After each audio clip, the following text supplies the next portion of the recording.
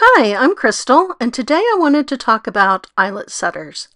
So I have an array here, the first generation eyelet setters that came out in the 1990s when eyelets were first popular. There's an anywhere hole punch and a couple of eyelet setting tools. These required a hammer, a small hammer, to use. And I was surprised as I was researching for this video to find that these are still available brand new at retail from eyeletoutlet.com. I was shocked. You're more likely to see these, I think, in a garage sale or a thrift store or a creative reuse store. And that's really why I wanted to talk about them in case you encounter these someplace at a bargain price. Although brand new, they range from $4 to $10. That's pretty reasonable. The tools in the middle were kind of the second generation of eyelet setters. These are spring-loaded, and so no hammer is required. And in this set of 3 tools, you get some hole punches and some setting tools. I was equally surprised to find that these are still available, brand new, at retail from Fiskars, although I don't know that I would pay $33 for this set of tools. It's an option. You can. But again, you're likely to run into these in a garage sale situation for a bargain price. Now, the current generation of eyelet setting technology is this tool on the right, which is probably more familiar. That is a Crop-A-Dile. It's got 2 sizes of hole punches as well as some setting tools. Now, all of these work just fine. Now, for the first and second generation tools, you need a protective pad. So I've got this piece of acrylic that I got at a scrapbook retreat. I also have this piece of plastic that's meant for leather working. Either of those works fine, but you don't want to use your table. You can damage your table very quickly if you do this directly on the table surface. So for these OG tools, I'm going to use this anywhere hole punch, although any hole punch would work just fine, but this, if you were working in a scrapbook with a 12 by 12 page, you could set the eyelet any place on the page. Now you can imagine that this was super popular. Oh, I've lost my touch here. I'm going to have to hit that again. But you can imagine this was super popular at scrapbook retreats with everybody pounding their little hammers to set their eyelets. Makes a ton of noise.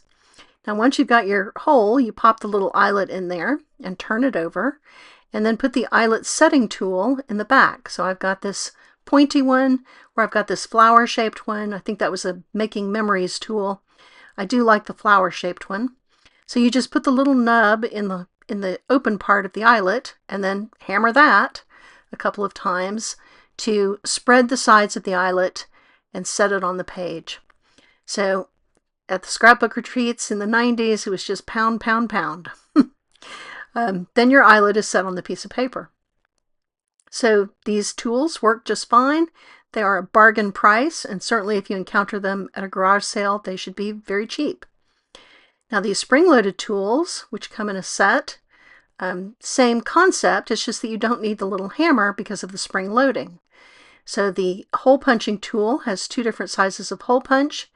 The idea is that you put the nib down and then spring the spring back to make your little hole. Makes just as much noise as a hammer, you just don't need the separate tool. Then you pop the eyelet in, and similar to the standalone setting tool, you put the setting end in and just pop that spring to set the eyelet. Still makes a ton of noise, and I botched it with this particular eyelet.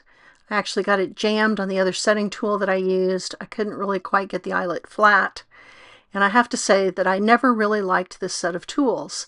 So certainly if I were going to buy some old-fashioned tools, given the prices at current retail, I don't think I would go for this spring-loaded set.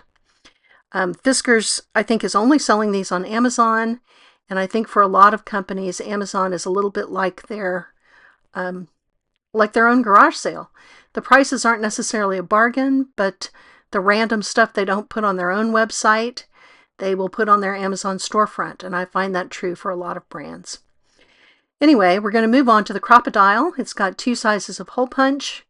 You pop your little eyelet into the hole, although I guessed wrong on the size of my hole punch, so I'm going to have to do that again. But it works like any other handheld hole punch. You pop your eyelet into the hole, and again, you then put the setting tool into the open end of the eyelet.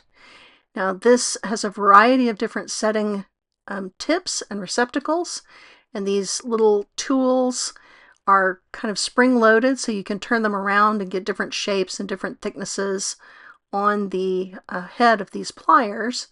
But whatever tip you select, you're going to put the tip of the tool into the open side of the eyelet on the back, and then squeeze the plier handles together to set the eyelet. This has the advantage of being very quiet compared to the other methods, but of course the Crop-A-Dile costs more because they range in price from $28 on up, depending on the color of the handles and how many accessories you get with them. So just wanted to talk about these tools in case you run into them someplace.